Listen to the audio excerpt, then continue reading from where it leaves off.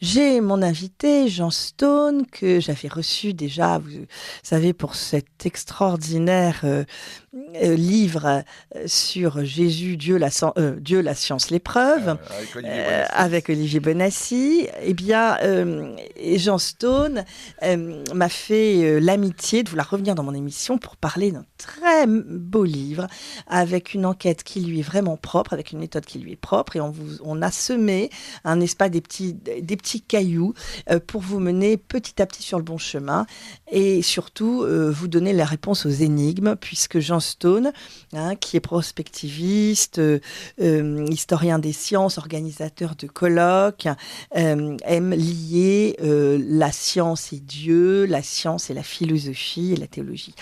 Et là, il revient avec Jésus, l'enquête chez Plomb, où il se dit, je me suis transformé, enfin, où il nous dit, je me suis transformé en Hercule Poirot, et j'ai finalement utilisé la méthode que j'ai utilisée toute ma vie, mais cette fois-ci appliquée au 4e évangile, qui est en réalité un évangile de révélation pure et en même temps un évangile historique. Et il nous prouve que Jean est bien celui auquel vous ne pensez pas ou bien celui auquel nous pensons. Cela dépend des personnes. Parce qu'entre Jean, fils de Zébédée, et Jean, l'apôtre, le disciple bien-aimé, eh bien, il y a une controverse qui a traversé toute l'histoire de l'Église. Il y a un homme que vous connaissez bien, Radio Courtoisie, que j'ai invité il y a fort longtemps, mais qui maintenant a ses habitudes avec d'autres patrons d'émissions à tel point que je l'ai plus reçu depuis des années, mais je suis vraiment heureuse de le retrouver. C'est Jean-Christian Petit-Fils. Bonjour. Bonjour, écoutez, c'est un bonheur de vous recevoir après toutes ces années, mais je vous entends sur Radio Courtoisie, et je vois passer vos livres avec toujours passion, Jean-Christian Petit-Fils. Voilà. Très bien, merci beaucoup. Je salue aussi Jean Stone. Voilà. Bonjour. Bonjour. Alors, vous êtes l'historien bien connu. Je vais parvenir sur toute la carrière et le nombre considérable de livres que vous avez commis. Voilà. Je vais rappeler un livre chez Fayard sur Jésus. Un historien tel que vous s'est intéressé à Jésus il y a à peu près 2 ans, Un peu plus, je crois. 3-4 ans. Mon livre sur Jésus. Oui. Oui, il y a à peu près. Il est sorti en 2011. 2011. Ah Ah oui, oui, ça fait donc il y a plus. maintenant, voyez, on ne doit pas le temps passer, puisqu'on est dans l'éternité, nous entrons avec Jésus dans l'éternité, on ne voit plus du tout le temps passer. Et vous avez fait la préface de Jésus, l'enquête. Voilà. Alors, est-ce que... écoutez, je vais vous poser une question toute simple, un peu provocatrice pour Jean Stone. Vous êtes intéressé finalement au Jésus de l'histoire, vous êtes historien. Quelle nouveauté avez-vous trouvé et qu'est-ce qui vous a séduit dans le travail de Jean Stone au point de vous dire, je vais faire sa préface. Jean Stone n'est pas exégète, on attend toujours un travail d'exégète ou de théologien, éventuellement d'historien. Mais là, c'est une sorte d'ouvrage d'objets non identifiés. Et bon, vous, en tant qu'historien qui a fait ce magnifique livre du Jésus de l'histoire, voilà, donnez-nous vos motivations pour avoir fait cette belle préface. Voilà, alors, j'avais participé à un colloque organisé par Jean Stone sur l'identité du disciple que Jésus aimait. Et c'est à cette occasion d'ailleurs que nous nous sommes rencontrés il y a quelques années. Et j'avais donc on s'était parfaitement on était tombés d'accord sur ce mystère du Jean l'évangéliste qu'on appelle le disciple bien-aimé ou le disciple que Jésus aimait et qui, on est bien d'accord tous les deux, est un personnage essentiel dans la vie publique de Jésus et dans le début du christianisme. On sait que c'est lui que Jésus sur la croix a confié sa mère. Fils, voici ta mère, mère, voici ton fils. C'est lui qui l'a qui a hébergé Marie dans la maison de Jérusalem jusqu'à sa mort, jusqu'à sa dormition, comme disent les églises orientales, et puis qui a écrit plus tard probablement l'Apocalypse et aussi cet évangile, le 4e évangile, qui est un évangile écrit par un disciple et non pas par un apôtre. À la fin de l'Évangile, en Jean 21-24, il est écrit, c'est ce disciple qui témoigne au sujet de ces choses et qui les a écrites, et nous savons que vrai est son témoignage. Donc c'est un personnage assez mystérieux, et le livre de Jean Stone, justement, en très grande partie, est consacré à ce mystère, à ce personnage qui nous éclaire sur la vie de Jésus. On sait qu'il est mort simplement à Éphèse, à un âge très avancé, 68 ans après la mort de notre Seigneur, nous dit Saint Jérôme, ce qui nous conduit en l'an 101 sous le règne de Trajan, et il devait avoir 90 ou plus de 90 ans. Oui. Mais vous personnellement, Jean-Christian Petit-Fils, est-ce que Jean, vous vous étiez intéressé particulièrement en tant que témoin nous révélant aujourd'hui une certaine réalité de l'Église, en fait, qui peut être méconnue pour certains, et c'est ce qu'on verra avec Jean Stone. D'ailleurs, c'est très, très étonnant. Mais bon, voilà, c'est aussi, ça fait partie des choses qu'on n'a pas toujours réalisées et que Jean Stone nous permet de réaliser, qu'au sein de l'Église, il y a des tensions et que ça peut se cristalliser, effectivement, autour de la figure de Jean. Jean Stone voulait intervenir. Oui, si je peux dire un mot, la question, comme pour les auditeurs, la question est à la fois passionnante, bien sûr, mais la question qui est derrière, pour que les auditeurs comprennent et qui est bien plus importante, c'est que savons-nous de Jésus? Et le grand débat autour de ça, pour ça que Jean-Christian Petit-Fils, son livre sur Jésus est important pour ça, mais le grand débat, c'est qu'aujourd'hui, beaucoup d'universitaires disent, mais en fait, le Jésus historique, on n'en sait presque rien. Bultmann, qui est un exégèse protestant très connu, disait, même à peine une page dans tous les évangiles nous parle du vrai Jésus, vous voyez. Alors là, la perspective est complètement renversée. Si le disciple dont nous parlons, auteur du 4e évangile, est en fait le seul témoin direct, car Marc, Luc et Matthieu ne l'ont pas connu, le seul témoin véritablement direct de Jésus, donc ce qu'il nous dit sur Jésus est fiable, et ça retourne toute la perspective. Voilà, je me permets de dire ça, je repasse la parole à Jean-Christian, mais je me permets de dire ça pour que les auditeurs comprennent qu'en fait, il y a un enjeu énorme derrière cette question, c'est qu'est-ce qu'on sait de Jésus, en fait? Est-ce qu'on sait un peu, ou est-ce qu'on sait des trucs vraiment beaucoup? Voilà. Jean-Christian Petit-Fils? Oui, ce qui caractérise en effet le 4e évangile, c'est celui d'un témoin. Ça, c'est très clair. Les synoptiques, eux, ont une histoire assez complexe. D'ailleurs, les exégètes ne sont pas d'accord sur l'origine des synoptiques. Donc les trois premiers, Matthieu, Luc et Marc et Luc. Matthieu, il y a probablement un noyau primitif écrit par l'apôtre lui-même, par l'apôtre Matthieu, qui a été élargi au moment où on a souhaité s'adresser aux gentils, s'adresser à d'autres populations que les Juifs de Palestine, mais on sent pas le témoignage direct d'un apôtre. Oui. Luc est un médecin d'Antioche qui a suivi la catéchèse de Paul, et puis Marc a été secrétaire de Pierre et secrétaire de Paul, mais là aussi nous manquons il y a un rapport un peu plus éloigné, si on veut, pour les synoptiques que pour Jésus, par rapport au Jésus de l'histoire. Hein. Bien sûr, tous, on considère, l'Église les considère comme des textes inspirés, et il ne s'agit pas du tout de ravaler l'un pour exalter l'autre, mais il y a un rapport différent. Tout ce qu'écrit Jean est vrai sur le plan historique. Oui, mais ça, on va le voir. On va le voir dans toute l'émission, ça. C'est ça qui est important. Oui, on va le voir dans toute notre émission. Voilà. Parce que c'est ça qui est Le problème, c'est que Jean ne nous donne pas toujours des détails précis. Il en donne parfois qui sont absolument remarquables et qu'on ne trouve pas dans les autres textes, dans les autres évangiles. Et puis immédiatement après, il donne un sens à ce détail. C'est ça qui est singulier, parce que Jean est un éblouissant théologien. On l'appelle Jean le théologien, mais c'est pas pour rien. Ouais. Et alors, il y a un homme qui est venu il y a de longues années à mon micro, ici même, c'est Claude Tresmontant. Ah oui. Et c'est grâce à lui, notamment, que l'on change totalement de perspective, puisque toute une tradition de l'Église nous dit les évangiles sont tous apocryphes. Et c'est finalement... Pas apocryphes, mais sont écrits en grec. Sont en grec. Voilà. Et Tresmontant dit que c'est écrit en hébreu. Oui, en hébreu. Et pardon, oui. Et lui, vraiment, il va complètement changer la perspective.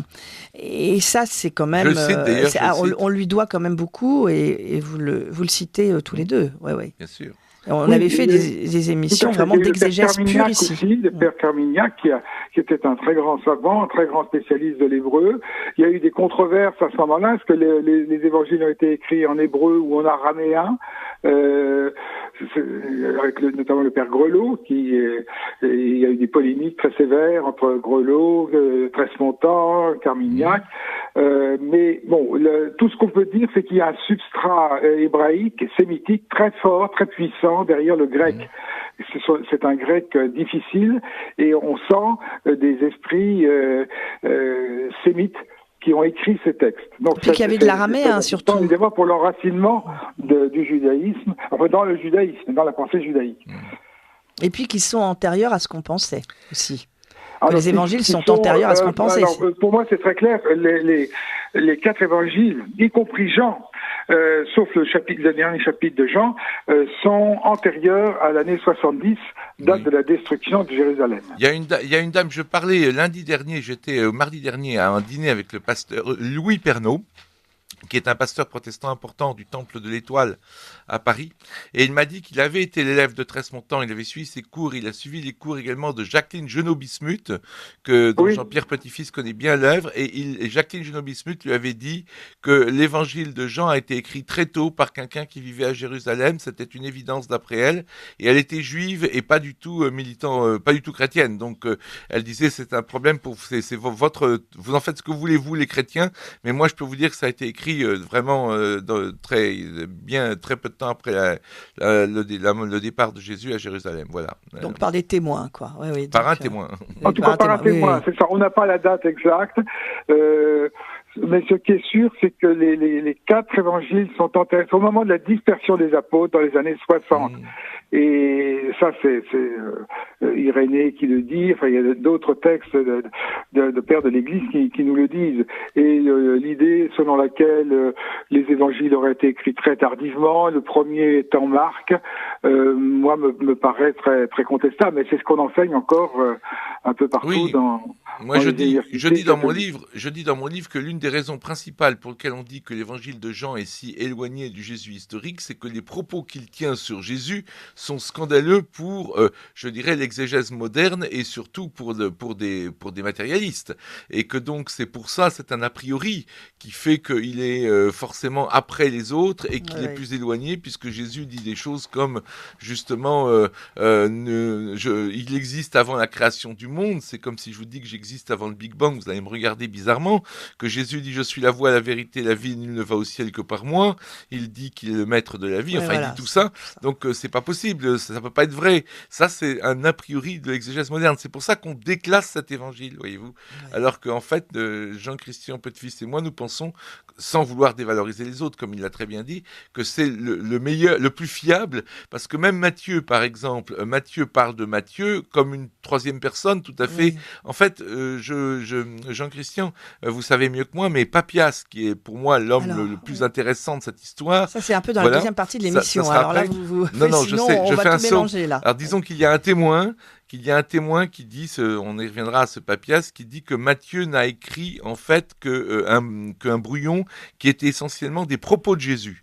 C'est pour ça, c'est des propos de Jésus, et donc en fait tout ce qui est autre chose qu'un propos de Jésus dans Matthieu ne viendrait pas de Matthieu. Matthieu aurait écrit les propos. Voilà. C'est une information qu'on a. Oui, bien sûr. Non, mais ça change rien au caractère inspiré de ces textes. Non, bien sûr. Il y a eu plusieurs rédacteurs de Matthieu. C'est fort possible, comme je le disais. Tout à fait.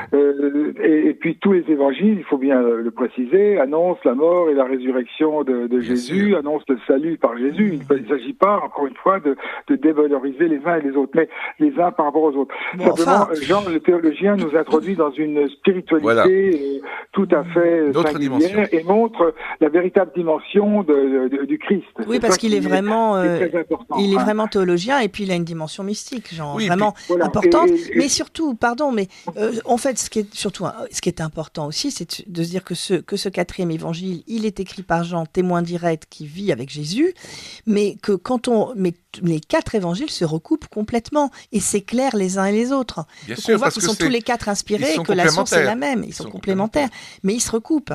Donc finalement, on voit qu'ils sont effectivement tous inspirés, qu'ils racontent tous l'histoire de Jésus et retranscrivent ses paroles finalement fidèlement. Alors, effectivement, mais la compréhension de Jésus qui est dans l'évangile de Jean, quand même, elle va beaucoup plus loin. Non, et ça, c'est un débat très important, parce que, par exemple, dans mon livre, je critique gentiment, parce que c'est quelqu'un que je connais bien, mais qui je suis pas d'accord, Frédéric Lenoir, qui a écrit, par exemple, c'est pas un théologien. à la fois, il a écrit à la fois que l'évangile de Jean semble vraiment nous donner, on sent Jésus, sa sueur, on sent tout ça, enfin, on sent c'est tout. Et puis, il dit après, son livre s'appelle Comment Jésus est devenu Dieu. Alors, je dis, c'est pas très cohérent, parce que justement, même si les gens ont débattu pendant des siècles les différents conciles qu'il décrit et que décrivent les historiens, ça ne veut pas dire que Jésus lui-même n'a pas dit via Jean, justement, déjà l'essentiel, et pour moi l'essentiel est dans le prologue, cette fameuse phrase, le Verbe était avec Dieu et le Verbe était Dieu. C'est extraordinaire, c'est de la physique quantique, c'est ondes et particules. Le Verbe, au commencement était le Verbe, bien sûr. C'est extraordinaire. Vous avez tout à fait raison. Il y a des phrases absolument extraordinaires chez Jean et qui sont authentiques, ce ne sont pas des développements théologiques tardifs, comme on le dit souvent. Et elles ne sont que chez Jean, elles sont que chez Jean. Qui me voit voit le Père, Philippe qui me voit voit le Père. Nul ne peut aller au Père s'il ne passe par moi. Ça, c'est des phrases tout à fait authentiques prononcées par Jésus. Jean est le plus historique et en même temps le plus théologique. C'est ça qu'il faut bien comprendre. Tout à fait. Et peut-être pourrait-on parler des disciples pour mieux comprendre Jean, parler des disciples qui sont autour de Jésus, et comment vous en êtes venu à la conclusion qu'il était le disciple bien-aimé et pas le fils de Zébédée, puisque vous dites quelque chose qui vous choque, c'est que même quelqu'un qui si intellectuellement si honorable que Benoît XVI soutient la thèse qui a été soutenue pendant toute l'histoire de l'Église, que ce Jean, auteur du 4e évangile, est le fils de Zébédée. Or pour vous, donc, il y a une impossibilité, vous allez nous dire laquelle. Et ce qui est intéressant, c'est aussi de raconter tout ce petit monde qui est autour de Jésus, toutes ces personnes qu'on va rencontrer, et aussi en menant l'enquête autour de lui, on se rend compte que ça, c'est une des premières méthodes d'Hercule Poirot, parce que vous dites que c'est Hercule Poirot. C'est une des premières méthodes, une des premières pistes pour conclure que c'est bien Jean. Alors, bien-aimé. Effectivement, la première chose, c'est qu'on voit bien que le 4e évangile est beaucoup plus centré sur Jérusalem que sur la Galilée. La première chose qui est déjà très étonnante, c'est qu'il y a 5 passages de Jésus à Jérusalem, alors que dans les 3 autres évangiles, il n'y a qu'un seul passage, c'est le plus important, le passage final, celui de la crucifixion et la résurrection, mais il y en a 5. Ensuite, il y a des débats avec, par exemple, Nicodème, qui est un membre du Sanhédrin. Il y a qui est dans cet évangile, dans le 4e. Et puis, c'est pas seulement ça. Si vous lisez bien le 4e évangile, vous verrez que l'auteur est au courant de ce qui se passe à huis clos dans le Sanhédrin. Car il raconte qu'il y a une première tentative de condamner Jésus à huis clos, que Nicodème s'y est opposé en disant qu'on ne faut pas juger quelqu'un, comme on dirait aujourd'hui, par contumace. Bon, le terme n'est pas dans l'évangile, évidemment, mais c'est un jugement en absence. Et ensuite, il explique qu'il y a eu un second procès avec Caïphe, le grand prêtre qui est le grand prêtre en action, qui est le beau-fils de Anne, et que c'est là qu'il sort cette fameuse phrase « Il vaut mieux qu'un homme meure que pour tout le peuple, que tout le peuple soit mis en danger ».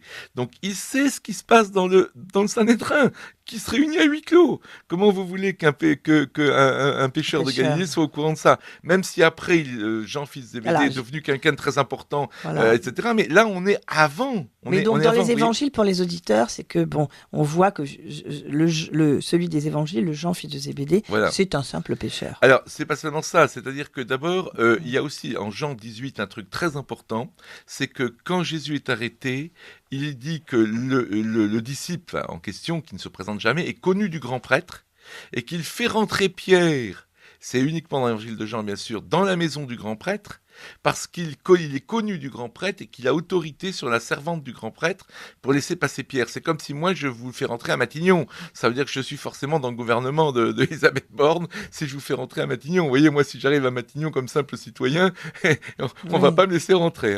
Donc vous voyez, ça c'est un autre argument très important. Et puis il y a un autre argument aussi qui est intéressant, que j'ai percuté assez après le colloque, j'ai compris assez tardivement après le colloque, c'est quand on prend Jean fils de Zébédée dans les évangiles synoptiques.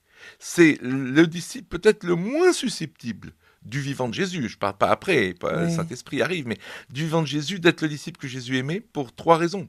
Jésus enseigne que les premiers seront les derniers, et il demande la première place. Avec son frère Jacques, il n'a pas compris que les premiers seront les derniers. Ensuite, les Samaritains les jettent. Il demande à Jésus de faire tomber le feu du ciel sur les Samaritains.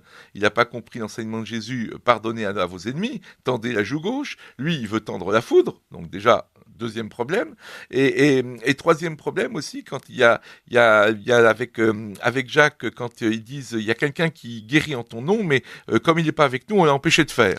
Et Jésus dit mais attendez, faites pas ça. Oui. Donc il comprend rien, ce gars. Alors, il comprend rien, mais ils sont tous pécheurs, ils sont tous un peu comme ça.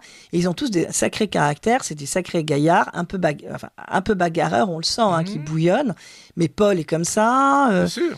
Mais ce que je veux dire, c'est que du vivant de Jésus, si vous lisez les synoptiques, et je pense que Jean-Christian sera d'accord avec moi, et qu'on vous dit, il y a un disciple que Jésus aimait parmi les 12, cherchez-le. Personne ne va conclure. Oublions l'évangile de Jean, parce qu'on a l'évangile de Jean, on a cette vision de l'homme qui a posé sa tête sur le sein du Seigneur qui est si proche de lui. Mais prenez les synoptiques, et je vous mets au défi, si vous ne savez pas que l'évangile de Jean existe, de conclure que c'est Jean fils de Zébédée, le disciple que Jésus est, favori, le disciple que Jésus aimait.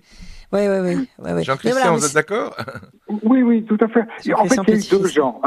C'est clair, il y en a eu avec Jean le Baptiste. C'est un nom très répandu.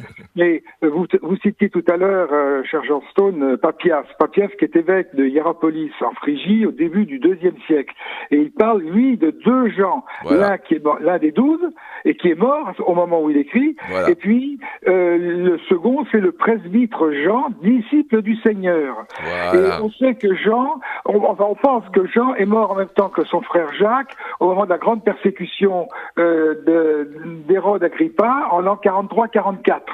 Voilà. Et c'est pour ça d'ailleurs que dans les évangiles, dans les synoptiques, on rapporte la parole de Jésus à propos des fils de Zébédée en disant avant de siéger à ma droite et à ma gauche, vous aurez à boire la coupe que je vais boire. Bien, il est évident qu'à ce moment-là, Jean et Jacques sont morts déjà, ont déjà été exécutés. Notre Jean, nous, auteur du 4e évangile, va prolonger sa vie, comme je vous le disais, jusqu'à l'année 101 de notre ère, et on a un témoin, alors donc il meurt à Éphèse, et on a un témoin absolument extraordinaire qui est Polycrate, évêque d'Éphèse, qui écrit au IIe siècle, Jean fut celui qui a reposé sur la poitrine, contre la poitrine du Seigneur, qui fut hiérous, c'est-à-dire prêtre, donc prêtre de Jérusalem, et à ce titre apportait le pétalon, c'est-à-dire la lame d'or que portaient les grands prêtres et les membres des familles sacerdotales, témoins et enseignants. Il s'est endormi à Éphèse. Donc ça, c'est un autre Jean, c'est cet autre Jean qui est l'auteur du 4e évangile et non pas le fils de Zébédée. Ce qui est assez singulier, je rajoute aux arguments de Jean Stone, c'est le fait que Jean, l'évangéliste, ne rapporte pratiquement pas des événements vécus par Jean, l'apôtre, notamment la transfiguration. Or, on n'imagine pas qu'il va laisser les autres évangélistes rapporter un événement dont il a été le témoin. La résurrection de la fille de Jaïr, c'est pareil. Jésus est avec Jean et Pierre, et là, il n'en parle pas. Pourquoi ? Parce que c'est pas le même. Voilà. Par contre, en revanche, il parle de la résurrection de Lazare, la réanimation de Lazare. Il y a vraiment 2 Jean, et en effet, tout le 4e évangile est centré sur Jérusalem. Ce ce qui est Et donc, intéressant la aussi. Galilée, alors que Jean, fils de Zébédée, c'est le pêcheur qui réparait les filets avec son père dans la barque de son père, et puis qui après a joué un rôle, mais moins important, et qui a été considéré par les membres du Sanhédrin comme des gens, Simon-Pierre et Jean. Alors, donc Jean, l'apôtre, là, était illettré et des gens simples. Sans instruction ni culture, vous rappelez, dans l'acte des apôtres. Oui. Comment ? Oui, sans instruction ni culture, c'est ça. Vous rappelez, sans instruction ni culture, vous le rappelez vous rappelez cela des actes des apôtres. Alors, juste une chose sur leur caractère, parce que c'est intéressant. Un des arguments de Jean Stone est justement le milieu social de Jean le bien-aimé. Qui aurait peut-être, qui est très très différent. Donc on le voit ainsi que c'est lui qui aurait pu accueillir chez lui, par exemple, la scène. Mais alors on se demande comment tout ce qui était secret ne serait pas venu aux oreilles de papa, n'est-ce pas, de son père qui aurait pu être grand prêtre. Vous dites que c'est un Cohen, donc un prêtre. Oui. Voilà. Et donc en tout cas c'est un milieu social un petit peu différent des autres. D'ailleurs, les autres on voit qu'ils sont bagarreurs. Alors je coupe une oreille du centurion. Enfin, ils sont, et d'abord, ils sont touchants. Moi, j'aime bien ce caractère un peu entier des apôtres. Vous les trouvez un peu mal dégrossis, vous les trouvez sans instruction, etc. Mais ils sont tout feu, tout flamme. En même temps, ils sont un peu lâches. Et puis, moi, j'aime beaucoup Pierre. Alors, vous dressez un portrait de Pierre qui est pas très flatteur, je trouve, Jean Stone. Oui, c'est mais vrai. j'aime beaucoup quand il lui dit, puis quand c'est pareil, le lavement des pieds, c'est extraordinaire, la scène du lavement des pieds. Alors, toi, Seigneur, comment tu leur laves les pieds? Mais non, mais tu vas pas me laver les pieds, c'est pas possible. Alors, le Christ lui répond, pourquoi il fait ça? Il lui dit, mais non, mais alors, tout entier, Seigneur, lave-moi tout entier. Mais ils sont touchants quand même. Il y a une chose positive sur Pierre dans l'évangile de Jean, c'est que Pierre est le premier à dire que Jésus, tu es le Messie, le Fils de Dieu. Voilà, ça c'est un aspect positif. Mais c'est vrai que l'évangile de Jean, je n'ai rien contre Pierre, mais je dis bien au contraire, mais je veux dire que l'évangile de Jean, c'est très intéressant de voir qu'il place Pierre dans une position très différente des trois autres, c'est-à-dire que Pierre est toujours un peu à la ramasse, c'est-à-dire ces gens qu'il fait rentrer à la maison du grand prêtre, ces gens qui courent au tombeau avec lui, mais qui arrive avant lui et qui comprend avant lui. Parce que dans Luc, on dit, Pierre s'en retournera chez lui perplexe. Chez lui, perplexe. Attendez, chez lui, maintenant, où est-ce que Pierre a une maison à Jérusalem? Il est pêcheur en Galilée. Chez lui, ça ne peut être que la maison du Jean dont vient de parler, le Jean presbyte dont vient de parler Jean-Christian Petit-Fils, évidemment. Et donc, à la fin, quand il y a la fameuse réunion en Galilée entre, d'un côté, Pierre, Thomas, les fils de Zébédée qui sont cités, et les deux autres disciples qui viennent certainement de Jérusalem, dont le disciple que Jésus aimait et Nathanaël, et bien là aussi c'est pareil. C'est le disciple Jésus aimé qui dit à Pierre, regarde, c'est le Seigneur. Pierre l'a pas vu, oui. Donc il est un peu à la ramasse, voilà. Et ça, c'est aussi très important pour bien comprendre la différence, puisque Jean, fils de Zébédée, est toujours le bras droit de Pierre et il est jamais devant lui. Maintenant, ce que Jean-Christian Petit-Fils a dit est très important parce qu'il a parlé, donc moi j'ai commencé par parler des évidences dites internes, mais il a parlé aussi des évidences dites externes, en citant justement Papias et Polycrate, mais on va en parler par la suite, j'imagine. Oui. Sur les disciples, vous vouliez dire un mot, sinon on va passer oui, alors Saint-Augustin, ça c'est incroyable. Ouais. J'ai découvert, ça, je ne sais pas si Jean-Christian Petit-Fils l'avait vu, c'est un truc que j'ai découvert par hasard. Il y a deux trucs que j'ai découvert vraiment qui sont rares, c'est qu'il y a un prologue au prologue de Jean, écrit à Rome, qui contient 2 ou 3 informations essentielles et dont personne ne parle, et puis cette histoire de Saint-Augustin qui dit qu'il a eu une révélation privée, enfin c'est ce qu'il dit, tel que le Seigneur me l'a fait connaître, il l'écrit en toutes lettres. Il explique pourquoi Nathanaël n'a jamais fait partie des 12. Et ça s'applique aussi à Jean l'Ancien, Jean dont nous parlons. Pourquoi il n'a jamais fait partie des 12, Nathanaël, alors qu'il était galiléen, il aurait pu, et que Jésus dit du bien de lui? Eh bien, Saint Augustin dit, c'est parce qu'il avait un trop haut niveau. Le Seigneur voulait pêcher des empereurs avec des pêcheurs. Et aux pêcheurs à tous les sens du terme. Et ça, c'est ce qui m'a fait dire, alors c'est une idée un peu amusante, que je voulais mettre dans mon livre. Belle formule. Mon éditeur la censurait. Je voulais dire, Jésus, s'il serait venu aujourd'hui, il n'aurait pas pris des polytechniciens, il n'aurait pas pris des énarques, il n'aurait pas pris des gens comme Jean-Christian Petit-Fils et moi qui sont bac plus 5 ou 6, il aurait pris des gilets jaunes, il aurait pris des hommes du peuple, c'est évident, Jésus vient pour le peuple. C'est ce qu'il a fait, de toute façon. Il a fait ça, il a pris les pécheurs. Mais justement, Jean n'est pas dans les 12, c'est ça qui permet de comprendre le truc. Et c'est Saint-Augustin qui l'explique magnifiquement, et Saint-Augustin est quand même quelqu'un d'un peu fiable pour la religion catholique. Il dit, Nathanaël n'est pas dans les 12 parce qu'il avait un trop haut niveau. il était un homme très instruit et c'était pas le but dans les 12. Et ben ça s'applique encore 2 fois plus à notre Jean. Ouais. Alors, dans les traces, moi, il y a une chose que j'ai beaucoup aimée dans les preuves que vous avancez, qui est vraiment très drôle. Ça se passe au pied de la croix, donc ça n'a rien de drôle, mais enfin, il y a les femmes. Alors, vous expliquez déjà que s'il y a des femmes et pas des hommes, c'est parce que les femmes ne risquent rien. Donc, ça, c'est intéressant aussi, parce que là, on fait de l'histoire. Et puis, vous dites aussi, il y a la mère de Jean. Et vous dites, Jésus n'aurait pas pu être indélicat juste avant de mourir, en disant, femme, voici ta mère, en confiant voici ta mère à Jean, et femme, voici ton fils. Et à partir de ce moment-là, Jean prend Marie chez lui. Et on ne va pas dire devant une autre mère, qui est la mère des fils de Zébédée, la mère des fils de Zébédée qui est là, que ce serait indélicat. Et attendez, moi, j'ai beaucoup aimé surtout l'argument de la mère juive. Alors ça, je trouve très drôle. Mais alors, je tiens à dire que, je le dis dans le livre, page 48, c'est un argument que j'ai appris chez un certain Jean-Christian Petit-Fils, page 388 de son livre sur Jésus, parce que justement, comme disait Newton, et je me compare pas du tout à lui, mais Newton disait qu'il était allé loin parce qu'il était sur les épaules de géants. Si je suis allé loin dans ce livre, c'est parce qu'il y a évidemment Tresse Montant, Jacqueline Genobi-Smuth et Jean-Christian Petit-Fils. Oui, mais alors voilà, mais la mère de Zébédée, ça peut pas, parce étant donné son caractère, elle aurait été capable de faire un scandale au pied de la croix. Tout à fait. Mais vous ça, dites, c'est une mère juive, tout voilà. à fait. Et je dois à Jean-Christian que je remercie. Voilà. Et donc, c'était impossible. Voilà. Bon, voilà encore un autre argument en faveur. Et puis, un mot sur Jean l'Ancien. Alors, on se dit, là, il y a Jean le Bien-Aimé, il y a Jean l'Ancien, il y a Jean fils de Zébédée, etc. Donc, vous démêlez tout ça. Et donc, Jean l'Ancien, c'est bien Jean le Bien-Aimé que Jésus aimé. Oui. Et donc, on parle de la fin de sa vie et de la discrétion. Allez-y, je vous laisse parler. Oui. Alors, c'est un homme qui a une vie incroyable. Parce que jusqu'en 70, il pouvait pas se dévoiler. Pourquoi il pouvait pas se dévoiler? Parce que il était probablement, moi je vais moins loin que Tresse Montant. Je pense pas qu'il pouvait être le fils du grand prêtre, mais il était connu du grand prêtre. Ouais. Mais oui, parce que regardez, s'il est dans la maison du grand prêtre, vous l'avez dit vous-même, il reçoit toute la bande de Galiléens, même s'il a une maison à lui en tant que jeune homme. Il supposait qu'il a une maison à lui. Il a quand même une taupe. Il a quand même une taupe, puisqu'il a les informations. Bien sûr, mais ça peut être le fils de Gamaïel l'Ancien, ça peut être le fils de Nicodème, ça peut être le fils d'une grande personnalité juive. Moi, on peut pas le savoir, mais moi, je miserais sur le fils de Gamaïel. Gamaïel, pourquoi? Parce que Gamaïel va sauver Jean, le Jean Zébédée, hein, et Pierre devant le Sanhédrin. Vous vous rappelez? C'est dans les Actes, il les sauve. Bon, c'est une idée, hein, mais c'est le fils d'une grande personnalité juive, c'est sûr. Mais bon, donc il peut pas se dévoiler.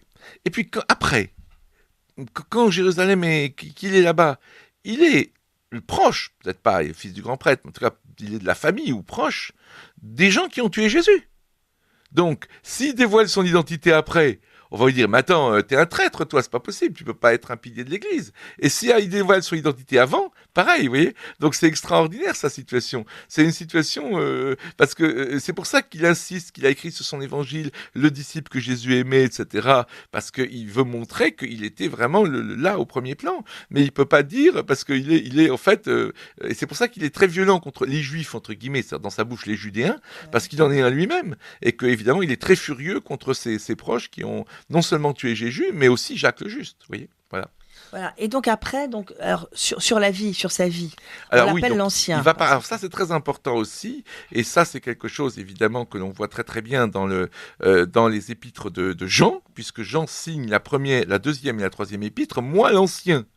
Alors, Jean-Christian nous a déjà introduit à ce personnage très important qui est Papias. Donc, ce Papias il est né en 69. Donc, 69, c'est déjà très, très, très ancien. Il y a très peu de témoignages qui sont aussi anciens. Hein, en général, c'est plutôt des gens du 2e siècle, nés au 2e siècle, comme Saint-Irénée. Et donc, ce Papias dit donc qu'il y a 2 Jean. Il parle au passé de Jean, fils de Zébédée, et au présent d'un autre Jean. Et Saint-Irénée nous dit, Papias a connu le disciple Jésus aimé, l'auteur du 4e évangile. Donc vous faites le lien entre les deux, et ça devient tout de suite le second Jean qui s'appelle Jean l'Ancien. Mais ça ne s'arrête pas là, puisque effectivement, comme Jean-Christian l'a très bien dit, il y a ce fameux texte extraordinaire de Polycrate qui dit que, effectivement, ce Jean, il est extraordinaire, il est tout ce qu'on veut, mais il n'est pas un des 12. Parce qu'il parle de Philippe, un des 12, et puis après il y en a un autre, mais c'est pas un des 12, voyez. Donc voilà, donc en fait, ce Jean l'Ancien, il a vécu, alors, il était fils d'une grande famille juive, ça c'est sûr, fils du grand prêtre, j'ai des doutes, pour des raisons pratiques, voilà, mais fils d'une grande famille juive, il a vécu donc jusqu'en 101, il a écrit l'Évangile et l'Apocalypse, et pourquoi? Parce qu'il était un disciple de Jean le Baptiste, il faut pas oublier au début qu'il a connu Jésus en tant que disciple de Jean le Baptiste, alors que Jean, fils de Zébédée, a connu Jésus parce qu'il était pécheur en Galilée et que Jésus l'a recruté. communauté. C'est complètement différent dès le début, les histoires. Mais surtout, Jean-Baptiste, pour moi, est un Essénien dissident. Jean-Baptiste est un Essénien dissident. Les Esséniens, ils vivaient en communauté, ils disaient le monde est impur, le monde est dégueulasse, on ne veut pas le voir. J'imagine, c'est une hypothèse, mais ça paraît clair, que Jean-Baptiste a dit, écoutez, j'en ai marre d'attendre la fin des temps avec vous, moi je vais aller dans le monde et je vais secouer tout ça. On le voit bien, c'est le secoueur Jean-Baptiste. Et donc, en tant qu'Essénien, il avait la connaissance des textes esséniens, dont le rouleau de la lutte des fils de lumière contre les fils de ténèbres, et ce fameux rouleau est une apocalypse. Et donc son disciple, Jean l'Ancien, devait connaître les textes esséniens, et il a christianisé totalement l'Apocalypse en transformant une apocalypse juive en une apocalypse chrétienne. Voilà. Ceci dit, c'est pas prouvé que Jean-Baptiste ait été essénien. Il y a quand même ces controverses. C'est pas prouvé, mais c'est beaucoup plus probable. L'histoire qu'on dit, ça c'est la plus belle bêtise qu'on raconte, c'est que Jésus ait été essénien, parce que l'enseignement de Jésus est à l'opposé absolu des Esséniens. Les Esséniens sont des gens qui sont tellement rigoristes qu'ils préféraient mourir plutôt que de manger avec une prostituée. Alors que Jésus, on lui reproche de manger avec les prostituées des publicains. Vous voyez, les Esséniens, c'est l'opposé absolu. Mais Jean-Baptiste, oui, mais Jésus, jamais. Jésus jamais. Ouais, Jésus jamais. Ça, c'est des bêtises. Jean-Christian sera d'accord. Hein. Ouais. Il y a aussi un scoop, si je peux dire, une révélation de Noacklit, c'est que, en fait, les évangiles sont diffusés, celui-là, avant la mort de Jean. Alors ça, c'est ma découverte. Voilà. C'est ma découverte. C'est fameux. Ma découverte. Il y a 2 ans seulement, mais j'ai parlé à beaucoup de gens que personne l'a vu, ce truc-là. Il y a pourtant 10 exemplaires manuscrits, donc dans ces anciennes versions de l'évangile de Jean, d'un prologue de prologue. Alors, il faut expliquer d'où vient ce prologue de prologue. C'est quand un hérétique très influent qui s'appelle Marcion arrive à Rome et veut décrédibiliser les évangiles en ne gardant qu'une partie de Luc et une partie de Paul. Et il a des thèses complètement farfelues du genre Jésus n'a jamais eu d'enfance, il n'est pas né, il est apparu sur terre à l'âge de 15 ans, pouf, comme ça, d'un coup, vous voyez, disait comme ça. Bon. Donc évidemment, l'église chrétienne va se mobiliser contre lui et va faire une réédition des évangiles vers les années 160 sans doute. Et ils mettent des prologues à chaque évangile pour dire celui-là, c'est le témoignage de Matthieu, celui-là, c'était... Et pour Jean, il y a donc un prologue de prologue qui dit 3 choses incroyables. Premièrement, l'évangile de Jean a été diffusé de son vivant, ce que toute l'exégèse moderne aujourd'hui dit que ce n'est pas le cas. Donc déjà, on a une info fiable là-dessus. Deuxièmement, Papias était son disciple. Or, justement, ce fameux Papias, c'est la clé pour comprendre que l'auteur de l'évangile de Jean, c'est Jean l'Ancien et pas Jean fils de Zébédée. Et Saint Papias, d'ailleurs. Saint Papias, bien sûr, saint de l'Église catholique, évidemment. Et puis la 3e info, qui paraît énorme, mais elle n'est pas vérifiée, mais bon, ils disent c'est Papias qui était son scribe. Et donc, à mon avis, au moins, peut-être de l'Apocalypse, pas de l'Évangile, mais ils disent que Papias était son scribe. Alors pourquoi je dis que l'info est énorme ? Parce que si Papias l'avait dit, et Papias peut-être l'a pas dit, si c'est vrai par modestie, mais Saint Irénée l'aurait su. Et Saint Irénée aurait traité Papias de scribe de Jean et pas de auditeur de Jean. Ça, c'est... Mais par contre, il dit que Papias a été un scribe de Jean. Donc voilà, donc ça nous donne beaucoup d'infos, ce fameux... Et ça renforce l'idée que Papias est donc très très proche de ce Jean l'Ancien. Et pourquoi c'est important ? Parce que tout va être déformé par Eusèbe de Césarée dans les années 320. Il faut savoir, vous savez quand on dit, les anglo-saxons disent qu'il faut une theory of error. Ouais. Pourquoi on s'est trompé ? On ne s'est pas trompé depuis l'an 0. On s'est trompé depuis l'an 300. Jusqu'en l'an 220, personne ne dit que Jean fils de Zébédée est l'auteur de ce fameux évangile. Personne. Les tout premiers à le dire, c'est Tertullien et Origène vers 220. Ensuite, vers 250, il y a un évêque d'Alexandrie qui déteste l'Apocalypse. Il le déteste. À l'époque, l'Apocalypse, on n'est pas sûr de le prendre dans le fameux canon chrétien. Donc, il dit, écoutez, Papias parle de 2 Jean. Donc le premier, c'est forcément l'apôtre Jean fils de Zébédée, et le second, ça doit être l'auteur de ce truc bizarre qui s'appelle l'Apocalypse. Et cette idée-là est reprise par Eusèbe de Césarée, qui va faire la première grande histoire de l'Église, et qui là va graver dans le marbre cette idée-là. Mais Eusèbe de Césarée a un gros problème. Il sait que Saint Irénée dit que Papias a connu le disciple que Jésus aimait.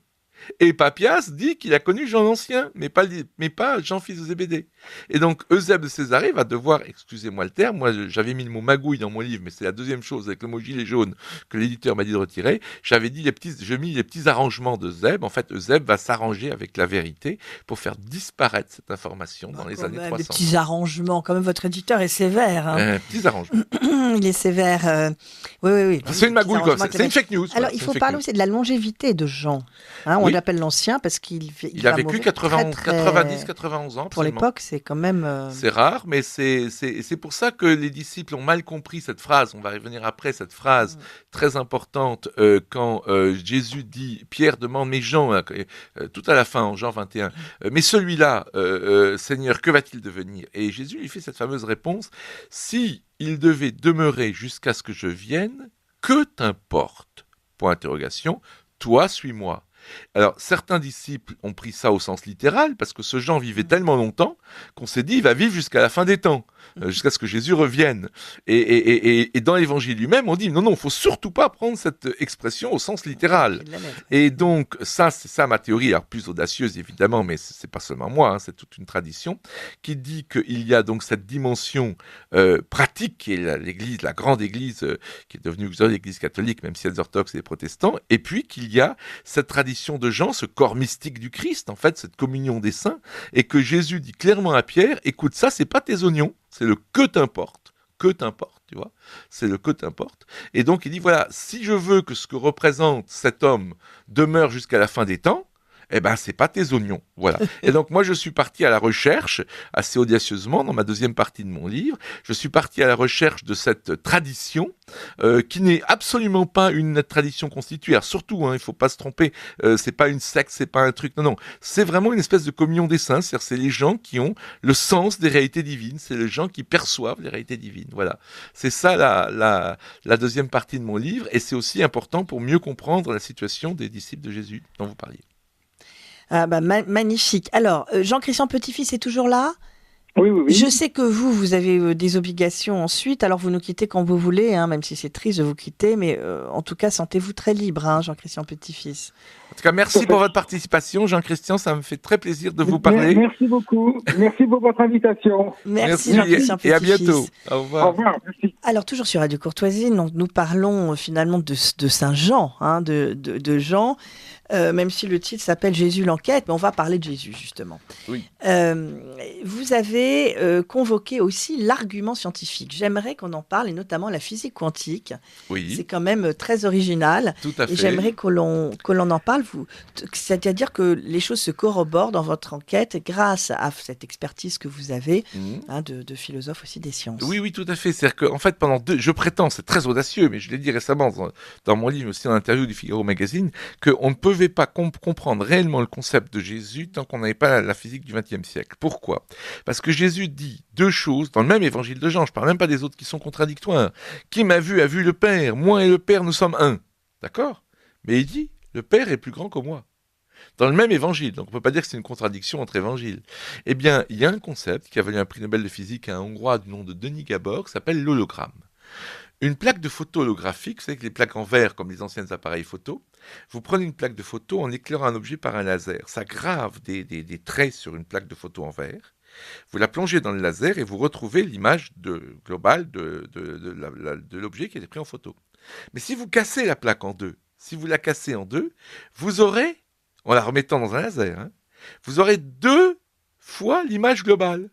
Si vous prenez une photo d'une voiture, vous aurez l'image complète de la voiture sur la moitié de la plaque avec une moins bonne définition. Attention, on perd en définition, mais vous aurez l'image complète de la voiture. Alors, pourquoi c'est important? Parce que quand Jésus dit « Qui m'a vu a vu le Père », il veut dire « Qui me voit la totalité ». Qui me voit la totalité des choses. Je suis porteur de l'information sur la totalité du monde. Mais ensuite, Jésus dit « Ah oui, mais je ne suis pas la totalité de la plaque. Le Père est plus grand que moi. » Vous voyez?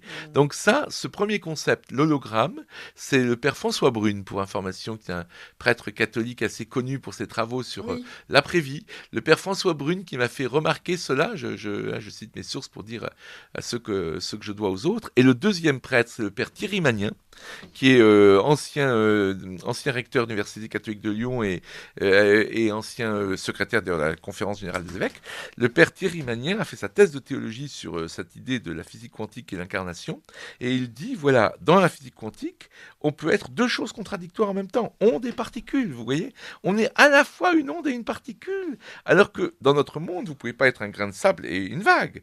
Eh bien, dans le monde quantique, dans le monde qui est sous-jacent au nôtre, il y a ce genre de situation. Alors, être à la fois homme et Dieu, ça paraît fou dans notre monde, mais c'est plus du tout fou quand vous comprenez que notre monde vient d'un monde, parce que nous sommes composés, nous, de particules quantiques. Et ce monde quantique, eh bien, dans ce monde quantique, vous avez absolument, il est presque normal d'être la partie et le tout en même temps, vous voyez, voilà.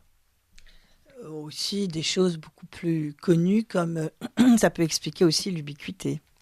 Alors, je n'irai pas Enfin, jusque-là, mais je pense Parce qu'on a des effectivement... grands saints. Oui, je pense effectivement... qui ont vécu sont des saints, c'est aussi dans... Alors, ça, c'est une autre chose. Je pense que là j'emploie une autre... C'est plus audacieux parce que j'emploie le parallèle avec le film Matrix.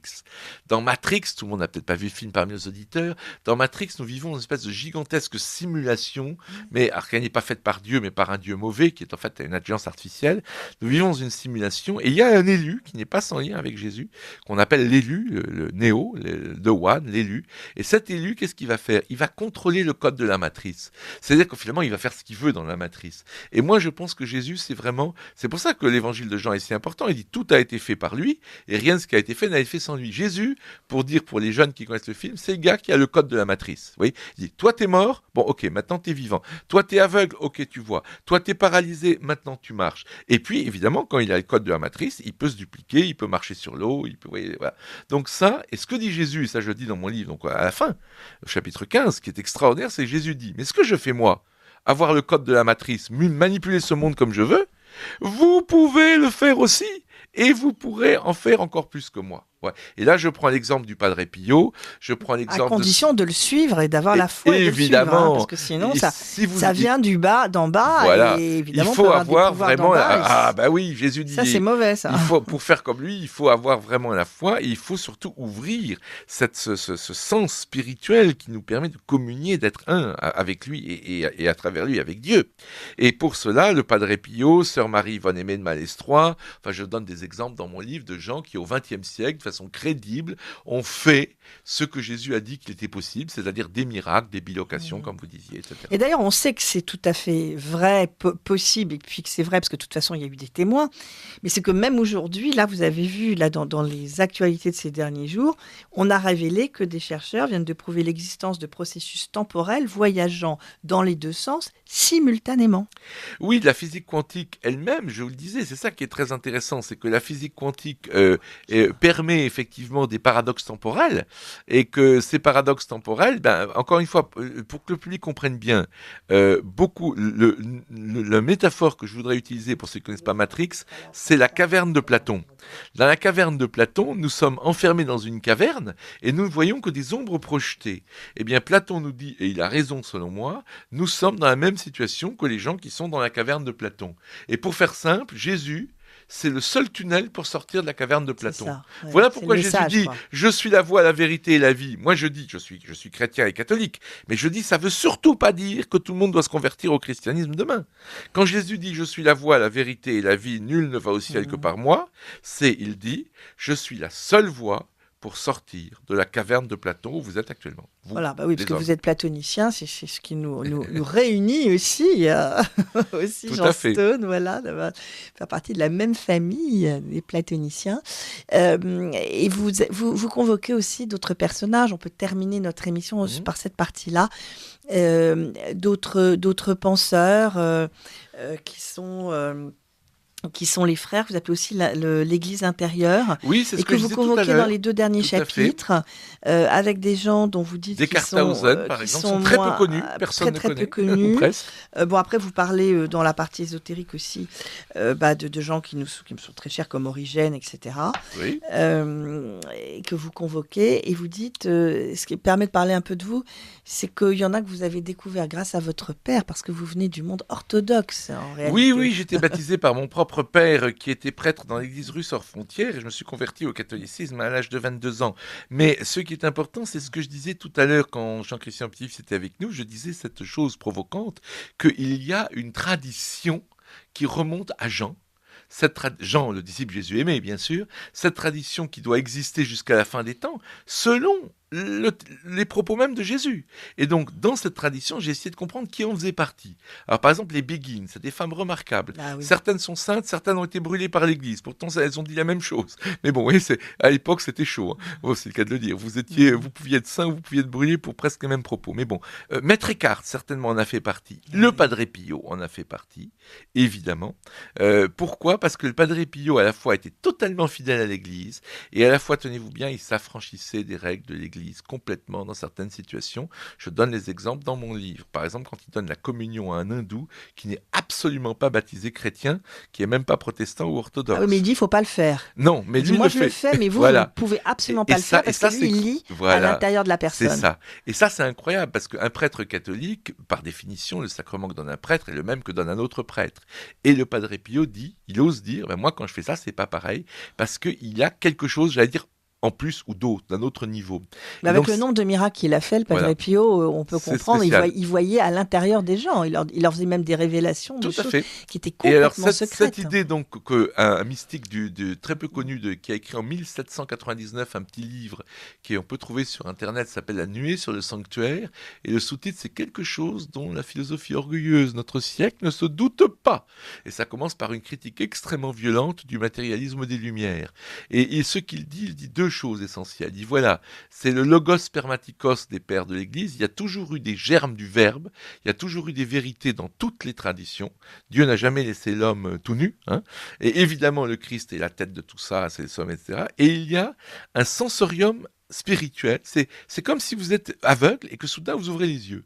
Eh bien, vous ouvrez les yeux aux réalités divines. Vous êtes un avec le Christ, c'est le sommet. C'est ça l'Église intérieure. Et il appelle ça l'Église intérieure. Pourquoi ? Donc, c'est pas une secte, c'est pas un groupe, c'est rien du nom. C'est les gens qui ont ouvert les yeux et qui ont le contact avec le Christ et à travers lui avec Dieu.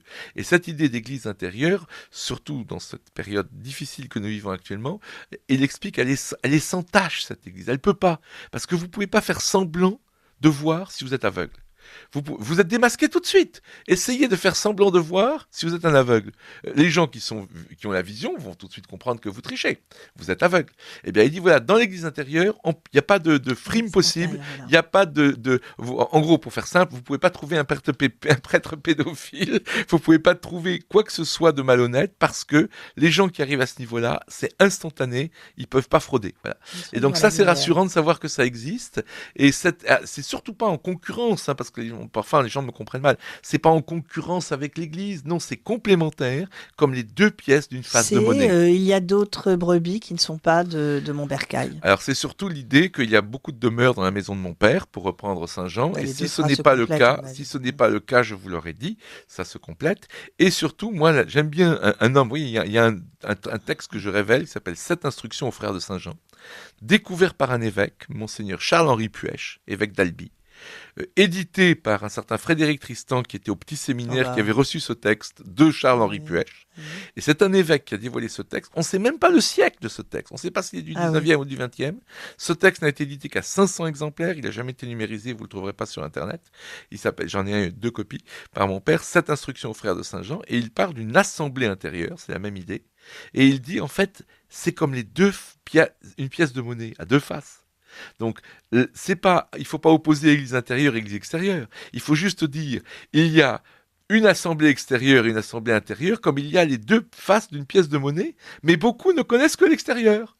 C'est-à-dire, il y a beaucoup de gens qui n'ont vu que la face pile et qui ne savent pas qu'il y a une face-face. Vous voyez, c'est ça l'idée. Mais c'est complètement lié. Voilà. Ça, c'est cette instruction aux frères de Saint-Jean. Après, il y a un texte qui s'appelle 22 méditations sur les arcanes majeures du tarot. Méditation sur les arcanes majeures du tarot. Ça paraît un texte bizarre pour un texte chrétien. Ça parle de tout. Ça prend uniquement le tarot. Ça parle de tout sauf du tarot. Parce que ça prend le tarot comme prétexte pour faire une méditation d'ésotérisme chrétien. Ça pourrait être considéré comme complètement hérétique si ce n'était pas préfacé, tenez-vous bien, par le cardinal Urs von Balthasar, qui a été fait cardinal par Jean-Paul II et qui est un très grand théologien. Donc voilà 3 textes, si vous voulez, que j'assimile à l'Église intérieure, l'église de Jean, la tradition de Jean, celle qui remonte aux disciples que Jésus aimait. Et c'est ça l'originalité des 2 derniers chapitres de mon livre. Ouais, magnifique. Et ça, ce sont des pistes, hein, pour ceux qui veulent aller plus avant, avec beaucoup de pistes de lecture. pour connaître cette église intérieure, cette église, église et ésotérisme Mystique, aussi. mystique, voilà. Les mystiques, voilà.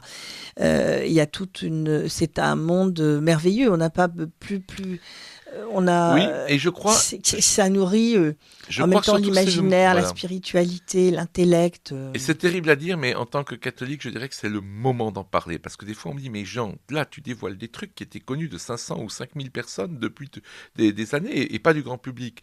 Et je dis, écoutez, les amis, j'ai l'impression que c'est le moment. D'abord parce qu'il y a une énorme quête de sens du grand public. D'abord parce qu'il n'y a plus que 2% des Français qui vont à la messe tous les dimanches. Donc, et puis franchement, avec tout ce qu'on a vu comme, je dirais, faille chez malheureusement certains pasteurs de notre Église, eh bien c'est bien de savoir qui n'ont pas lu les évangiles, pardon, parce que, vous faites allusion au dernier scandale, mais il n'y a pas... C'est la religion, c'est le texte le plus dur, mais de très très loin, avec les gens qui s'attaquent aux innocents et aux enfants. Et le Christ dit, il vaut mieux qu'ils ne soient pas nés, ces gens-là, et il faut qu'ils se suicident. Il faut qu'ils prennent une corde, une pierre, et qu'ils se jettent dans l'eau. C'est le Christ lui-même qui le dit, c'est le seul moment, je crois, des évangiles, où c'est aussi, entre guillemets, violent, où c'est le Christ lui-même qui dit, ces gens-là doivent mourir, vous devez vous suicider, vous ne pouvez pas toucher un enfant, vous ne pouvez pas toucher un petit... Donc, c'est pas ça, ils n'ont même pas lu, si vous voulez.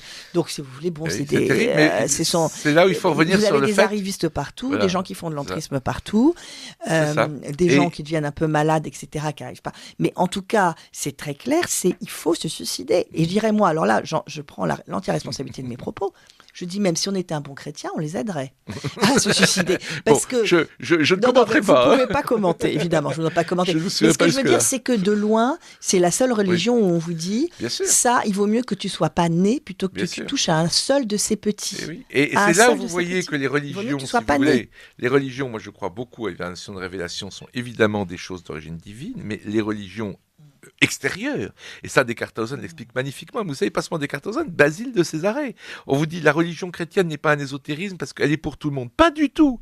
Basile de Césarée, Origène vous disent texto, c'est des pères de l'Église, surtout Basile de Césarée, qui est un saint, et vous disent, écoutez, il faut pas qu'on raconte tout. Parce que si on raconte tout à tout le monde, ça va se déformer tout de suite. Si on donne le plus important à tout le monde, ça va se déformer tout de suite. C'est le message dans l'école. Vous chuchotez au premier rang un truc, qui chuchote à son voisin, et au dernier rang, c'est plus tout le même message. Eh bien, voilà pourquoi il y a un sanctuaire où ces idées sont préservées par des gens de plus haut niveau. Et qu'aux églises extérieures, eh ben, elles sont à la fois humaines et divines. Ça s'appelle l'initiation aussi. C'est l'église intérieure, voilà. Et les églises extérieures, elles sont aussi humaines, malheureusement, avec les défauts des hommes.